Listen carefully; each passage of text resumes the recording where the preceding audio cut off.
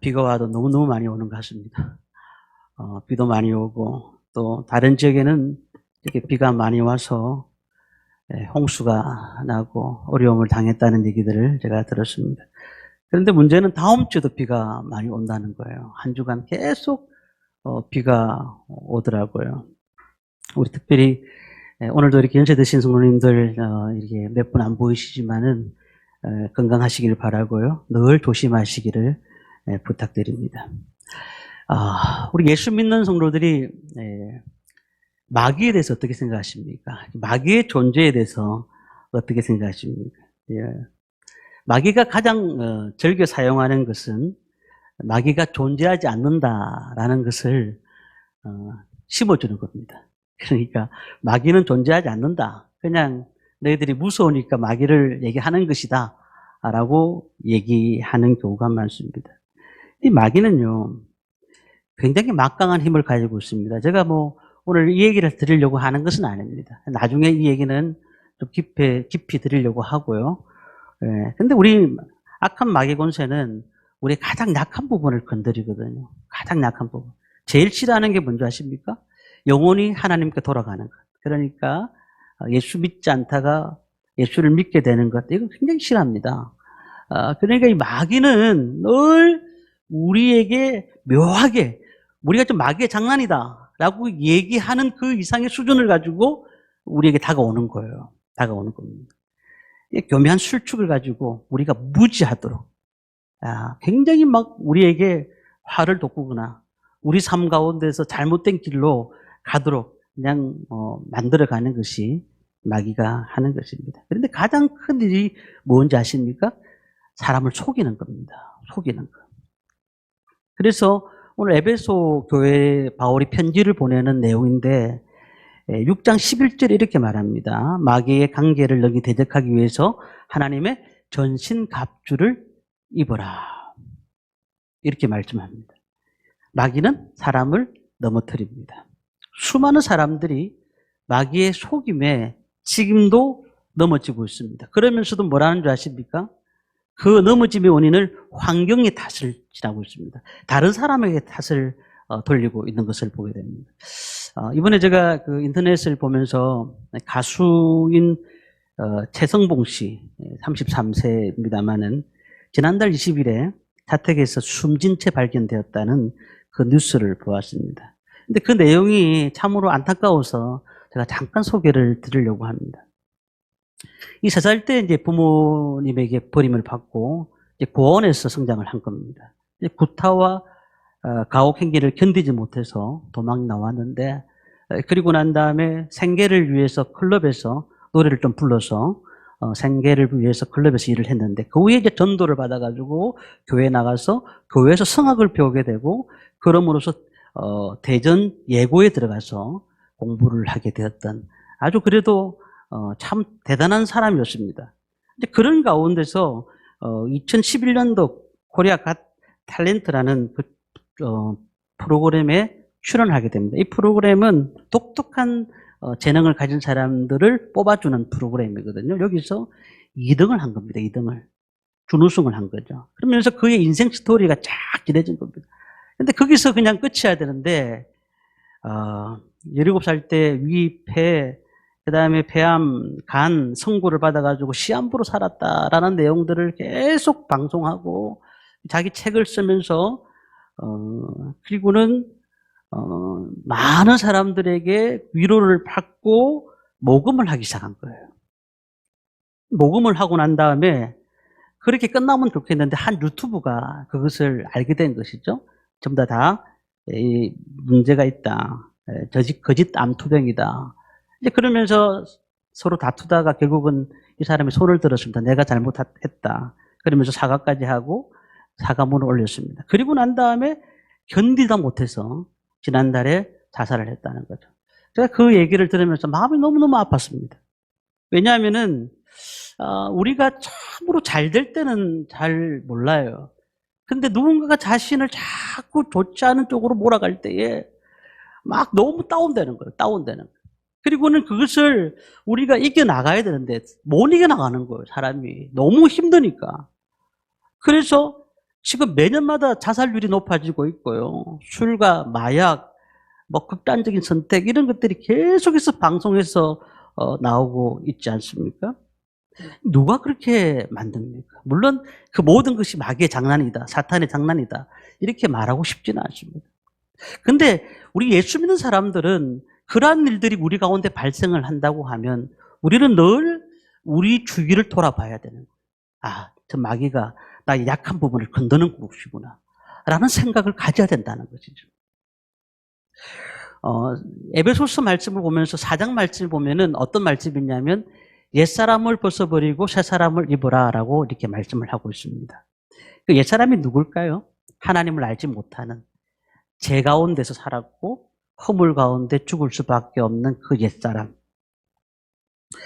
그런데요, 신분은 바뀌었어요. 내가 예수 믿는 사람으로 살다 보니까 하나님의 자녀가 되었잖아요. 신분은 바뀌었는데 옛 성품은 아직까지 그대로 남아있는 거예요. 옛 성품은. 그러니까 우리가 자꾸 변화되기를 원하고 우리의 삶이 다듬어 가기를 우리는 원하지만 하루아침에 변화되지는 않거든요. 근데 우리는 한 가지 확실해야 됩니다. 새 사람을 입으라. 그 새 사람은 신분이 변화가 일어났다라고 생각하셔야 돼요.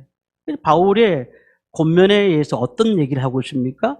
이전에 옛 사람은 욕심을 쫓아가는 삶이었지만 새 사람은 그리스도 안에서 새로워진 삶으로서 바뀌어가야 된다.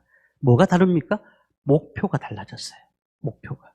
옛날에는 우리는 욕심을 따라서 가는 삶이었지만 이제는 새 사람은 그리스도 안에서 새로워진 목표가 달라진다는 겁니다. 그래서 성경에는 의와 거룩함을 쫓으라 라고 말씀을 하고 있습니다.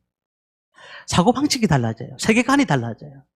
우리가 그렇기 때문에 우리 평생에 하나님께서 너희들은 지금 다 변하지는 않지만 그러나 너희들의 목표와 방향은 바뀌었다. 새 사람을 입어라라고 말씀하고 있는 겁니다. 바울이 그러면서 세부적인 말씀을 오늘 우리 본문에 말씀하고 있습니다. 새 사람은 과연 어떠한 모습인가? 우리를 얽매이게 하는 과거의 모습에서 우리는 어떤 것이 벗어나야 되는가? 오늘 몇 가지를 생각해 봐야 됩니다. 첫 번째는 바울이 가장 먼저 말하고 있는 것은 말의 문제입니다. 말의 문제.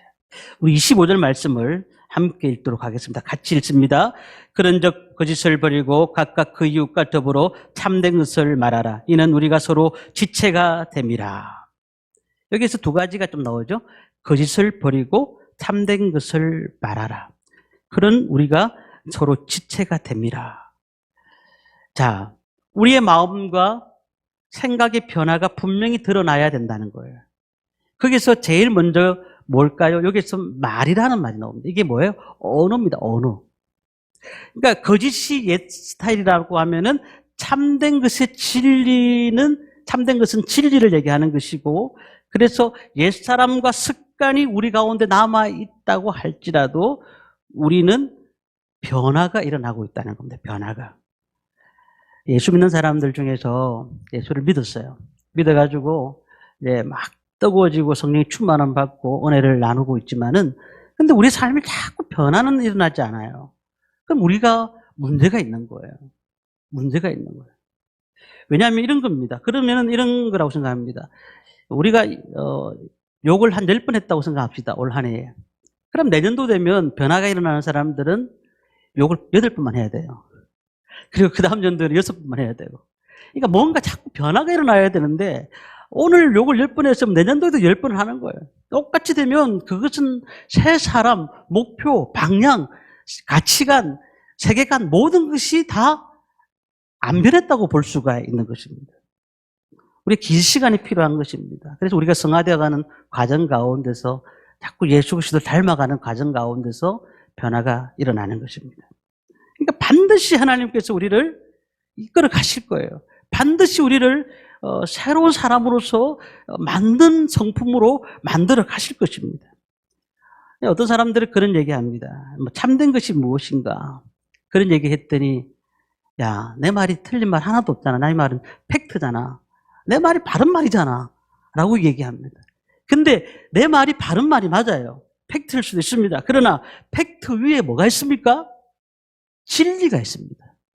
우리는 하나님 말씀의 진리를 버리고 그게 맞는 말이라고 자꾸 얘기를 하는 거예요. 맞는 말. 왜냐하면 우리가 그 진심이라는 것은 자꾸 변합니다. 아침도 변하고 저녁에도 변합니다. 베드로가 이렇게 했잖아요. 예수님께 뭐라고 했습니까? 예수님, 저 친구들이 다 변할지라도 주님을 다 버릴지라도 나는 절대로 주님을 버리지 않겠습니다라고 얘기했어요. 예수님이 인간의 연약함을 아시고 난 다음에 그가 분명히 닭 울기 전에 그가 변할 것이다 라고 주님은 말씀하셨어요. 어떻게 했습니까? 베드로도 그 말에 책임을 지지 못했다는 사실이죠. 진리는 그러나 변하지 않는다는 거. 진리는.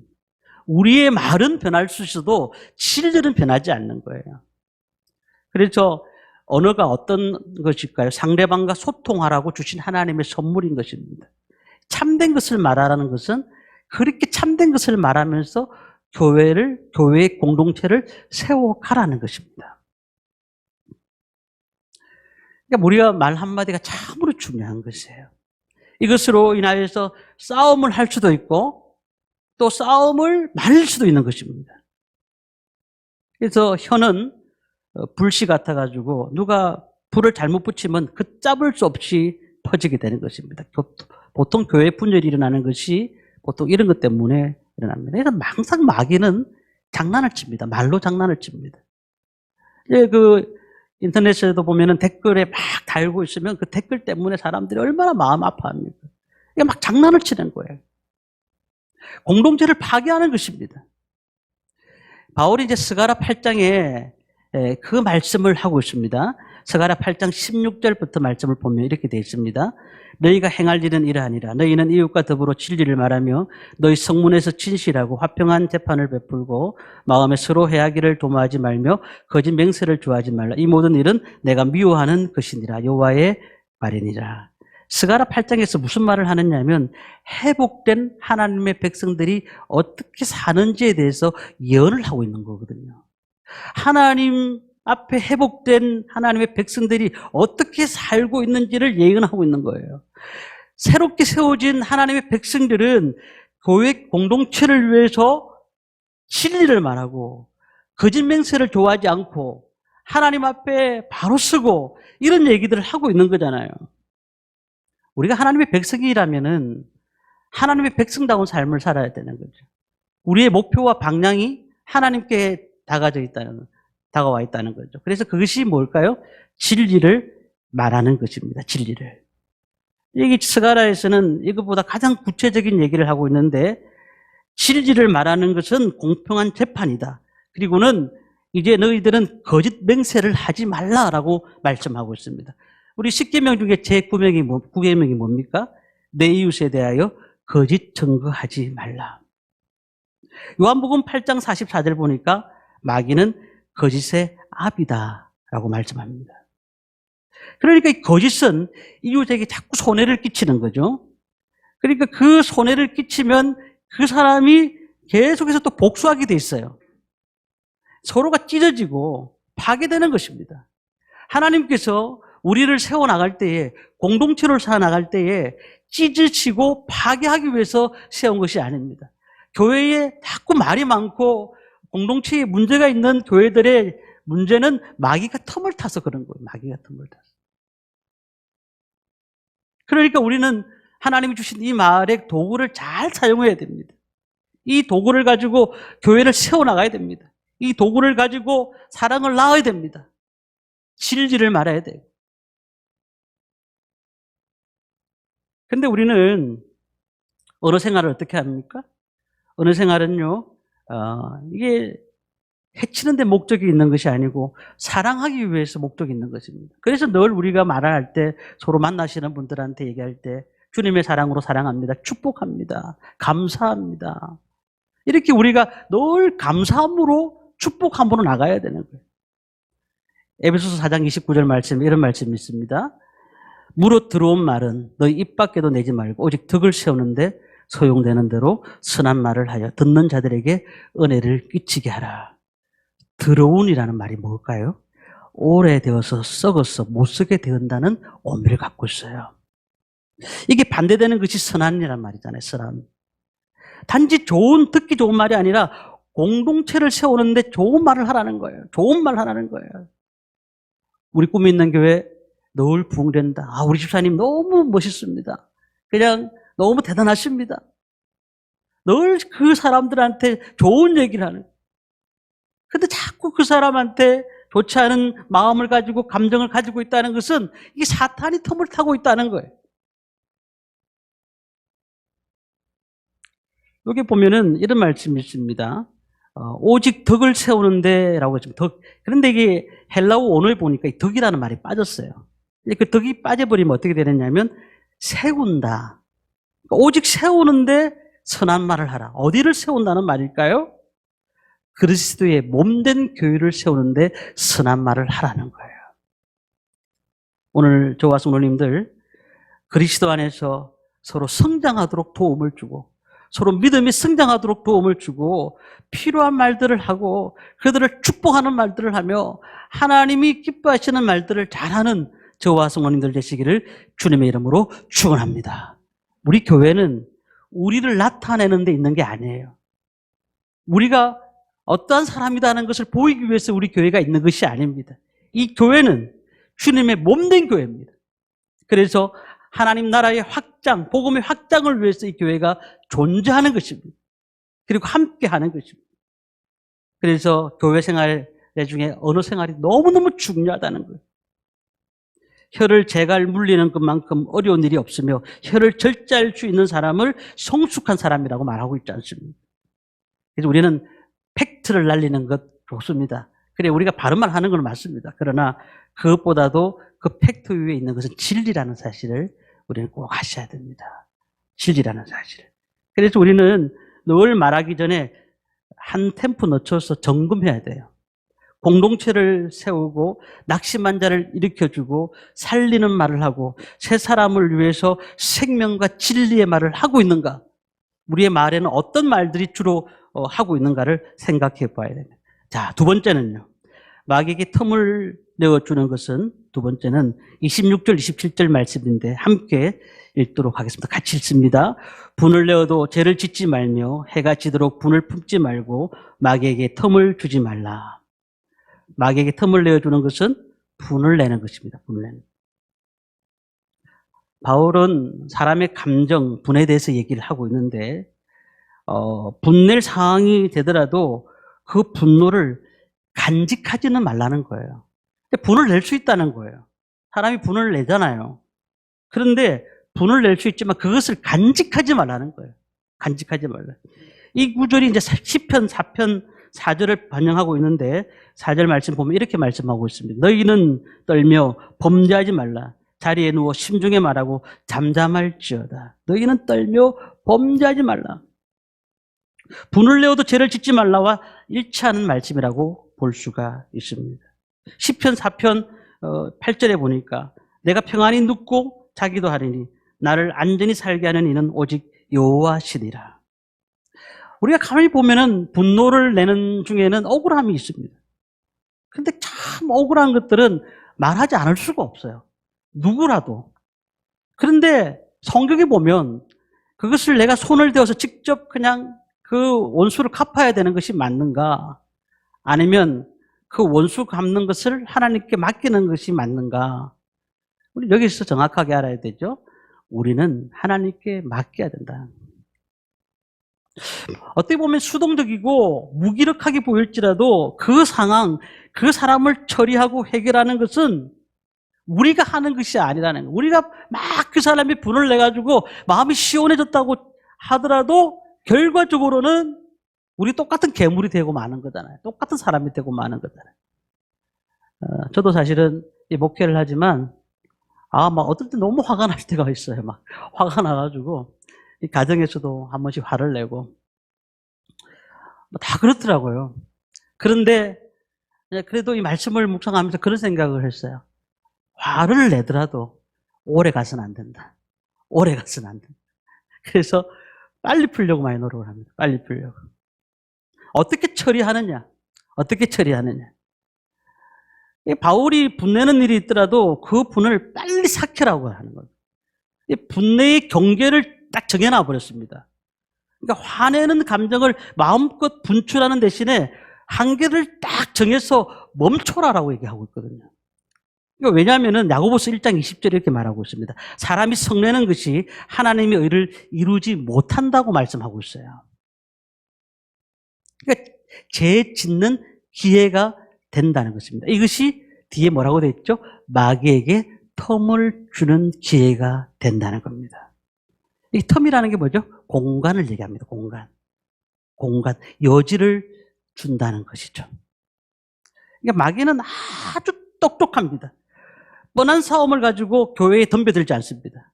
그냥 우리가 그냥 그 별것 아닌 가지고 덤벼들지 않아요. 그냥 머리를 돌려가지고 우리의 약한 부분, 우리의 잘못된 생각들, 우리가 가지고 있는 잘못된 사상들을 가지고 계속 소리를 높이도록 만듭니다. 그 틈을 비집고 들어가는 겁니다. 예수님께서도 분노하셨습니다. 물론 불의의 분노지만은, 그래서 우리는 분노는 할 수가 있습니다. 하지만 그러나 그것을 틈을 주어서는 안 된다는 겁니다. 에베소서 4장 31절 32절 말씀 우리 함께 보겠습니다. 31절 32절 같이 읽습니다. 너희는 모든 악독과 노함과 분냄과 떠드는 것과 비방하는 것을 모든 악의와 함께 버리고 서로 친절하게 하며 불쌍히 여기며 서로 용서하기를 하나님이 그리스도 안에서 너희를 용서하심과 같이 하라. 아멘. 그러니까 상대를 해하는 악한 말로 표출해서는 안 된다는 겁니다. 사실 우리 말씀을 정확하게 보면 이런 거예요. 우리 사람은 하나님의 형상대로 지음을 받았습니다. 그래서 그 사람을 뭐 이렇게 싫어해서 얘기할 수는 있어도 그 사람을 향해가지고 막 온갖 욕을 다 퍼붓는 것은 그것은 하나님의 형상을 지음받은 사람을 모독하는 것이다. 어떤 주석에는 그렇게 나와 있습니다. 마귀의 도구로 된다는 것입니다. 그렇다면 우리 그리스도인은 어떻게 살아야 될 것인가? 어떻게 살아야 될 것인가? 이 모든 것을 시편 4편의 말씀을 통해서 볼 때에 하나님께 그것을 아뢰는 겁니다. 속상한 일이 있을 때 아뢰는 것입니다.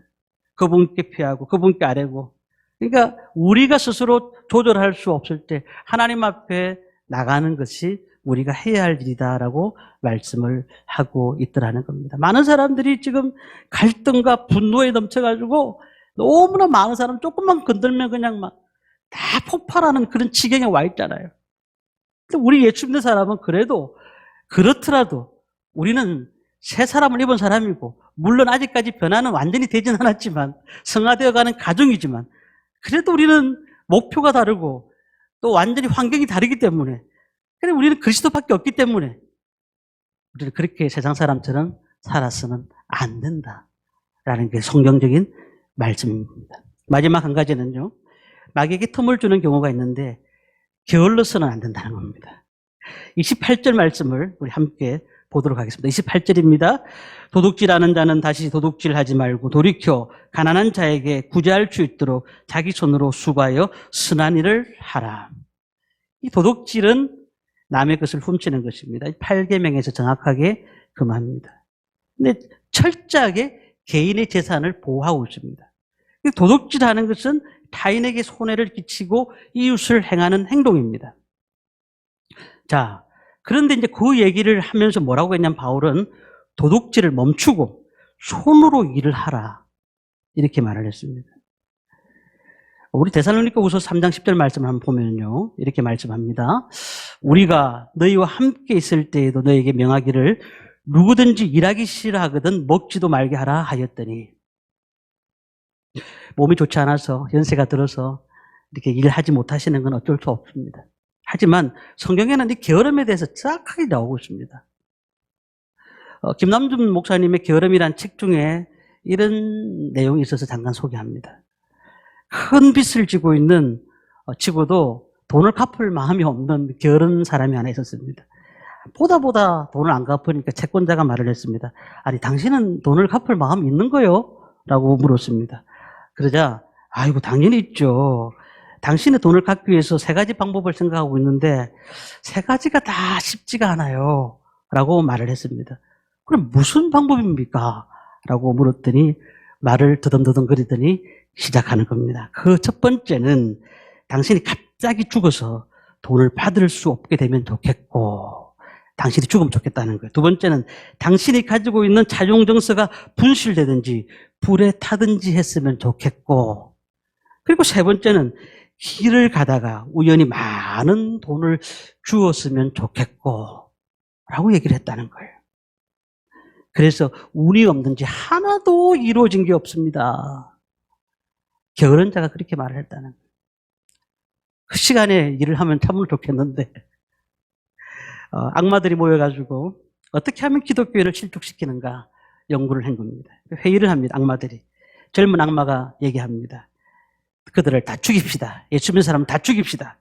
늙은 악마가 얘기했더니 야 옛날에 기독교인들 죽여봤더니 순교의 피가 흘러가지고 지금 얼마나 많은 곳에 또 믿는 사람들이 생겼는지 모른다. 그건 안 된다.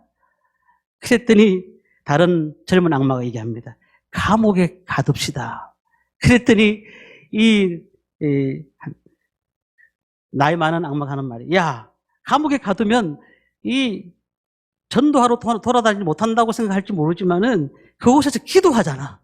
그래서 그곳에 기도하기 때문에 그것도 안 돼!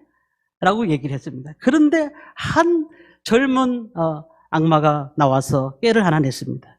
예수를 잘 믿게 하고 기도도 하고 성경도 보게 하고 전도도 하고 자유도 주고 다 합시다.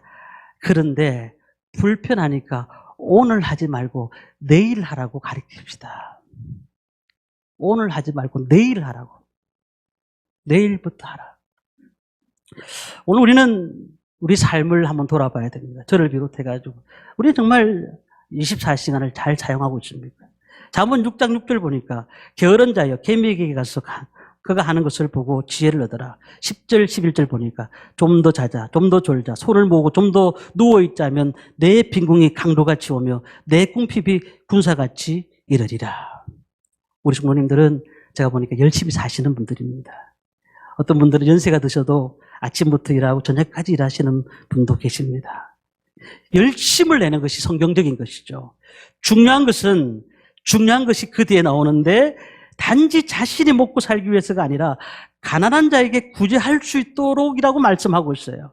그러니까 우리만 잘 먹고 잘 살려고 그렇게 하는 것이 아니라 28절 보니까 자기 손으로 수고하여 선한 일을 하라고 말씀을 하고 있더라는 겁니다. 우리가 경제생활, 노동생활의 목표가 무엇인가를 생각해 볼 필요가 있습니다. 우리가 돈이 많고 적음의 문제가 아니라 삶의 방향이 문제라는 것입니다. 새로운 삶이 뭘까요? 이웃을 사랑하는 겁니다. 이웃을 사랑하는 거예요. 우리의 목적을 분명하게 해야 될 줄 믿습니다. 우리 교회에서 이렇게 성경헌금도 하고 또한 헌금도 하지만은 우리 성도님들이 정말 최선을 다해서 하시고 계시는 줄 알고 있습니다. 그렇지만은 또 어려움을 당하고 고통을 당하는 분들이 있다면 그들을 위해서 복음 사역을 위해서 함께 노력하는 것도 우리가 해야 할 일인 것입니다. 그러니까 우리가 정말 이 말씀을 통해서 생각할 수 있는 게 뭘까요? 이웃을 살리는데 목적을 다하라는 거예요. 말씀을 마칩니다. 바울이 그리스도 안에서 구원받은 모든 성도들에게 얘기하면서 옛날의 습관을 버려라고 얘기합니다. 그리고 그 옛날의 습관을 계속 쫓아가면 성령을 근심되게 한다고 말씀을 하고 있습니다. 우리가 성령을 받아서 구원의 인치심을 받았던 우리는요, 하나님의 사랑으로서 이 땅을 살아야 됩니다. 남에게 피해를 주지 않고 남에게 동떨어서 홀로 살아가는 것만이 중요한 것이 아닙니다. 사람에게 희망의 공동체에게 말을 통해서 그들에게 희망을 주고 다른 사람의 부족함을 채워주고 또 우리는 새 사람이라는 사실을 알고 많은 영혼들이 다가가서 하나님 나라를 위해서 일할 수 있는 그런 삶을 살아가는 것, 이것이 하나님이 기뻐하시는 일이고 오늘 우리가 해야 한 줄 믿습니다. 오늘도 그러한 삶을 사는 저와 성도님들 되시기를 주님의 이름으로 축원합니다.